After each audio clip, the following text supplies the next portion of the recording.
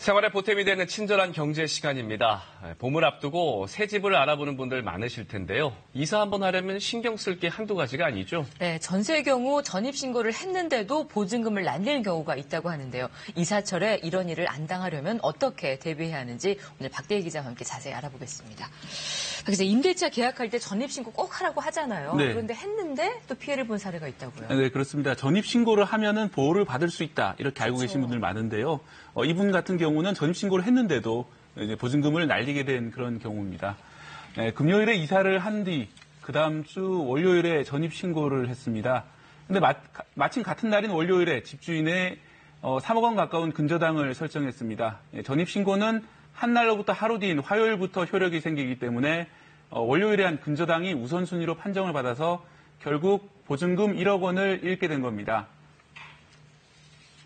전입신고하고 근저당하고 같은 날인데 전입신고는 다음 날부터 된다. 보증금을 못 돌려받는다. 저희는 그런 건 생각도 안 했죠. 보통 시민들이 그거 알던 사람 몇 명이나 될지 모르겠네요. 회전을 안 시켜주는. 네, 물론 이분의 경우에는 이사한 금요일 날 바로 전입신고를 했더라면 선순위가 될 수 있을 텐데요. 하지만 곧바로 전입신고를 했더라도 만약 이사한 금요일에 근저당이 설정됐다면 마찬가지로 후순위로 밀려나는 것입니다. 결국 세입자가 이사한 날 전입신고를 해도 같은 날 근저당이 설정되면 보증금을 잃을 수 있기 때문에 법 자체에 결함이 있다. 이런 지적이 나오고 있습니다. 그래요. 문제가 있어 보이는데 대책은 없습니까? 법을 어떻게 바꿔야 되는 거예요? 네, 그렇습니다. 결국 근본적인 대책은 법을 바꿔야 하는 것인데요. 실제로 개정안이 지금 올라가 있는 상황이지만 통과에 시간이 걸리고 있습니다. 쟁점은 같은 날 근저당과 세입자의 전입신고가 있을 경우에 누구에게 우선권을 줄 것인가 하는 문제인데요. 금융기관을 보호해야 한다는 주장도 있습니다. 하지만 보통 근저당을 먼저 하고 대출금은 나중에 빌려줍니다. 그 사이에 세입자가 전입신고를 했다면 금융기관이 대출 계약을 파기하면 됩니다. 따라서 세입자를 우선하도록 법을 바꿔야 한다는 주장이 설득력이 있습니다. 지금도 방법이 아예 없는 것은 아닙니다. 우선 계약서에 특약을 넣는 방법이 있습니다. 입주 당일 근저당권이 설정되면 임대차 계약은 무효라는 내용으로 작성합니다. 하지만 한계도 있습니다.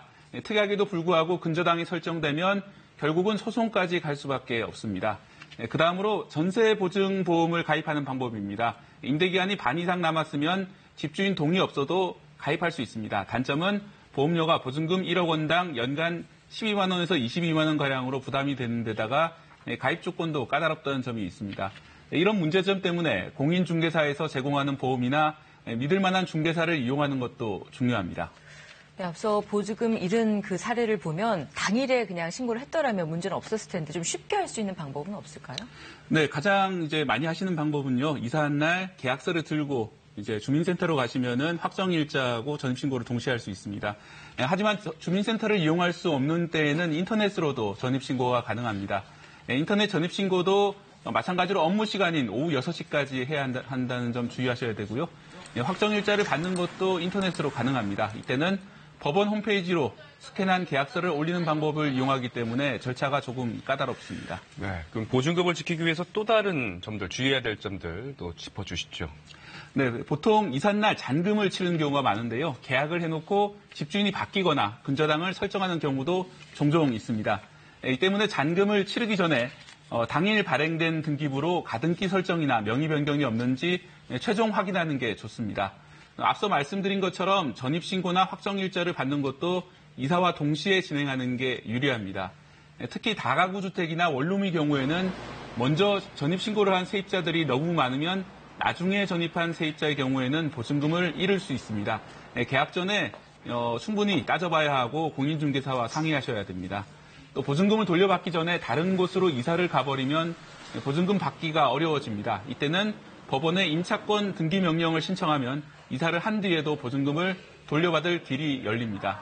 네, 제 주변 기자들이나 금융기관 종사자들도 보증금을 잃는 경우가 흔합니다. 나는 괜찮겠지 생각하지 마시고 꼼꼼하게 준비하셔야 사고를 예방할 수 있습니다. 네, 오늘 친절한 경제 이사철 보증금 똑똑하게 지키는 방법 알아봤습니다. 고맙습니다. 고맙습니다.